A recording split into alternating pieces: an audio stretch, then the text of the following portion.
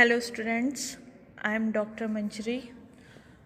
हम लोग पढ़ रहे थे विज्ञापन डिज़ाइन के बारे में और अब उसके नेक्स्ट हेडिंग डिज़ाइन के सिद्धांत के बारे में। मैंने आपको डिज़ाइन के सिद्धांत के बारे में बता दिया। अब इसके डिज़ाइन के मुख्य सिद्धांत जो हैं उनके बारे में बात करेंगे। तो डिज़ाइन के जो मुख्य सिद्धांत हैं, फर्स्ट है आपका संतुलन यानी बैलेंस, सेकंड आपका है अनुपात यानी प्रोपोर्शन, थर्ड है आपका विरोधाभास यानी कॉन्ट्रास्ट, फोर्थ है आपका दृष्टि संचलन यानी आई मोमेंट और फिफ्थ है आपका एकता यानी कि यूनिटी। तो फर्स्ट पहले देखेंगे हम लोग संतुलन। संतुलन इट मीन्स बैलेंस। एक डिज़ाइन संतुलित होना चाहिए। संतुलन प्रकृति का मूलभूत नियम है। संतुलन वही होता है जब एक समान बल या भार की वस्तुएं किसी एक निर्देशन बिंदु से समान दूरी पर हों। इट मीन्स कि एक डिज़ाइन संतुलित होना चाहिए। एक जो डिज़ाइन होता है उसे बैलेंस्ड होना चाहिए और इसका संतुलन प्रकृति का जो मूलभूत नियम है यानी इसका जो बेसिक रूल होता है वो होता है संतुलन वही होता है जब एक समान यानी एक जैसा बल या भार, फोर्स और लोड जो होता है उसकी वस्तुएं किसी एक निर्देशन बिंदु से यानी कि एक डायरेक्शन पॉइंट से समान दूरी पर हों, इक्वल डिस्टेंस पे हों, या हल्की वस्तु भारी वस्तु की अपेक्षा अधिक दूरी पर हो, कि लाइट ऑब्जेक्ट जो है वो हैवी ऑब्जेक्ट की अपेक्षा अधिक दूरी पर हो यानी कि ज़्यादा डिस्टेंस पर हो। आगे देखिए, डिज़ाइन के अंदर एक दृश्य बिंदु विद्यमान रहता है जहाँ पर हमारी दृष्टि सबसे पहले जाती है, जिसको हम निर्देशन बिंदु मानते हैं। डिज़ाइन के अंदर एक दृश्य बिंदु विद्यमान रहता है। एक जो दृश्य बिंदु छोटा सा होता है वो रहता है जहाँ पर हमारी दृष्टि, जो हमारा विज़न होता है, वो सबसे पहले जाता है, जिसको हम निर्देशन बिंदु मानते हैं यानी डायरेक्शन पॉइंट मानते हैं। आगे देखिए, जो एक डिज़ाइन के संतुलन को बनाता है। डिज़ाइन में संतुलन तत्वों के आकार, स्थान, रंगत, अंतराल से लाया जा सकता है।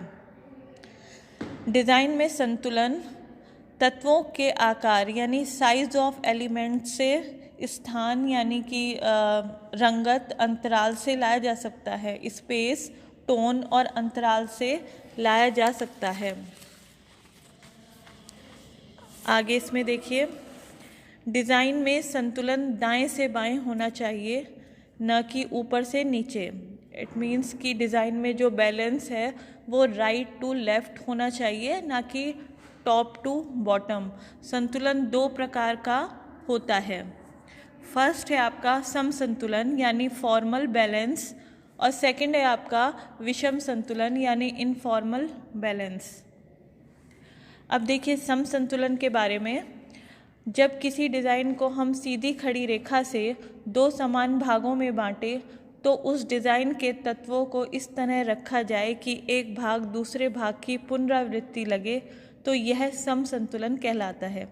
इट मीन्स कि जब किसी डिज़ाइन को हम सीधी खड़ी रेखा से यानी कि स्ट्रेट वर्टिकल लाइन से दो समान भागों में बांटे, टू इक्वल पार्ट्स में बांटते हैं, तो उस डिज़ाइन के तत्वों को इस तरह से रखा जाए कि एक भाग जो है दूसरे भाग की पुनरावृत्ति लगे, यानी वो दोबारा से उसका रिपीटेशन लगे, तो यह सम संतुलन कहलाता है, यानी कि यह फॉर्मल बैलेंस कहलाता है।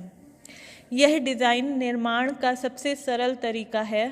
इस तरह के संतुलन वाले डिज़ाइन में नीरसता होती है, यह अधिक प्रभावी नहीं होते हैं। समाचार पत्र पत्रिकाओं में इस तरह के विज्ञापनों की कम संख्या रहती है। इट मीन्स यह डिज़ाइन निर्माण का सबसे सरल तरीका है। ये जो डिज़ाइन है यह निर्माण का सबसे इजी वे है। इस तरह के संतुलन वाले डिज़ाइन में नीरसता होती है। इस तरह का जो संतुलन वाला बैलेंस वाला जो डिज़ाइन होता है उसमें डलनेस होती है। यह अधिक प्रभावी नहीं होते, इफ़ेक्टिव ज़्यादा नहीं होते हैं ये। समाचार पत्र पत्रिकाओं में इस तरह के विज्ञापनों की कम संख्या रहती है। जो न्यूज़पेपर और मैगज़ीन वगैरह होती हैं उसमें इस तरह के जो विज्ञापन होते हैं वो कम संख्या में रहते हैं, यानी कि ज़्यादातर इस तरह के विज्ञापन नहीं दिए जाते हैं।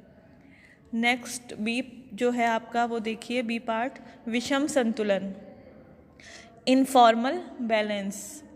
इस प्रकार के संतुलन को अनियमित संतुलन भी कहते हैं। इसमें एक भाग दूसरे भाग की पुनरावृत्ति नहीं है, बल्कि इसमें विविधता होती है। इट मीन्स कि इस प्रकार के संतुलन को अनियमित यानी इनरेगुलर संतुलन, बैलेंस भी कहते हैं। इसमें एक भाग जो होता है वो उसमें दूसरे भाग की पुनरावृत्ति नहीं है, यानी कि वो दोबारा से रिपीटेशन उसमें नहीं है, बल्कि इसमें विविधता होती है, डाइवर्सिटी होती है।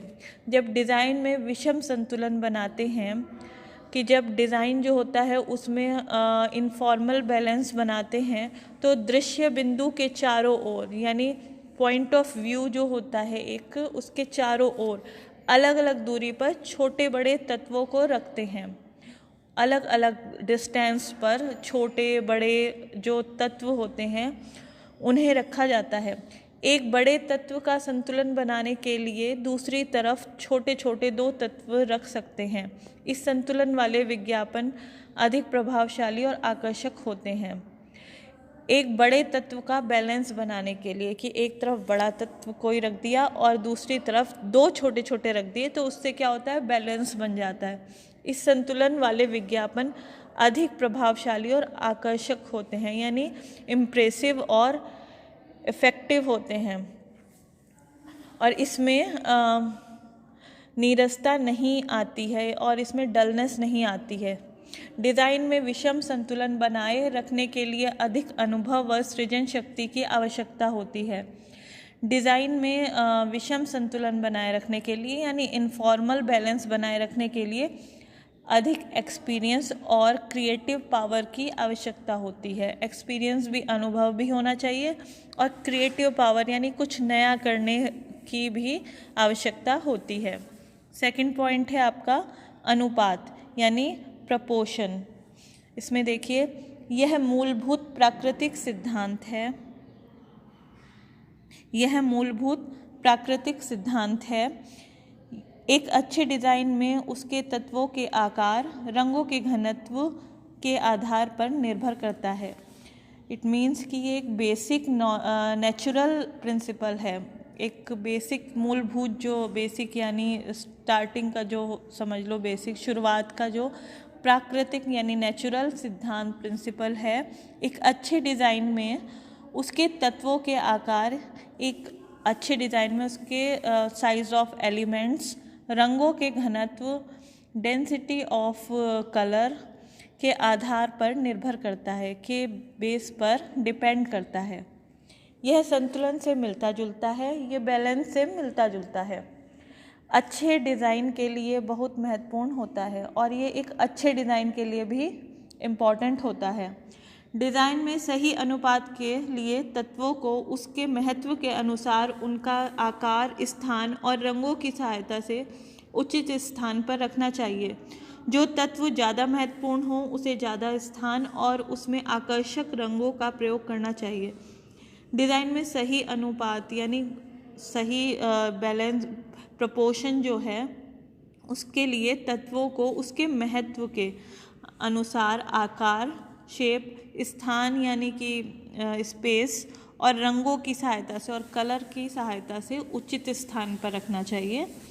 जो तत्व ज़्यादा महत्वपूर्ण, जो ज़्यादा इम्पॉर्टेंट होता है, उसे ज़्यादा स्थान देना चाहिए और उसमें आकर्षक रंगों का प्रयोग करना चाहिए जो अच्छे लगें कलर। ऐसे एक बार मूलभूत आकार का चुनाव करने के पश्चात उसमें डिज़ाइन की रचना प्रारंभ की जाती है।